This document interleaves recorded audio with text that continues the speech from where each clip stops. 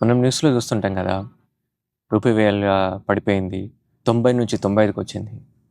అదేంటి 90 నుంచి 95కి వస్తే నెంబర్ పెరిగితే వీళ్ళేంది పడిపోయింది అంటున్నారు? ఈ వీడియో పూర్తిగా చూడండి, సింపుల్గా ఎక్స్ప్లెయిన్ చేస్తాను.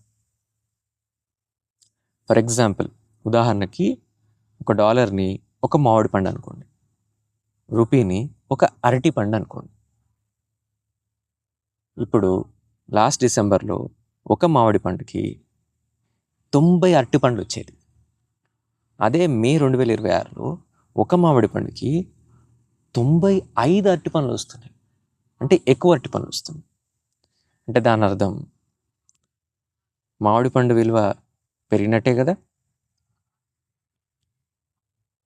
అంటే ఇంకో రకంగా అరటి పండ్ల విలువ తగ్గినట్టే కదా. సో అరటి పండ్ల విలువ తగ్గిందంట. ఇప్పుడు మనము ఇంతకుముందుకు ఒక మామిడి పండుని ఒక డాలర్ అని, అరటి పండుని రూపీ అని అనుకున్నాం కదా. అరటి పండ్ల విలువ తగ్గింది అంటే రూపీ విలువ తగ్గినట్టే కదా. ఈ ఉదాహరణ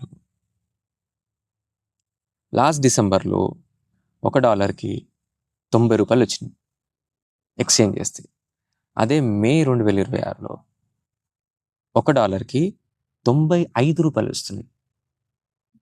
అంటే రూపీ విలువ తగ్గింది అని అర్థం. సో ఈ వీడియో మీకు నచ్చినట్లయితే లైక్ చేయండి, దీని గురించి కామెంట్ చేయండి, మీ తెలియని ఫ్రెండ్స్కి షేర్ చేయండి.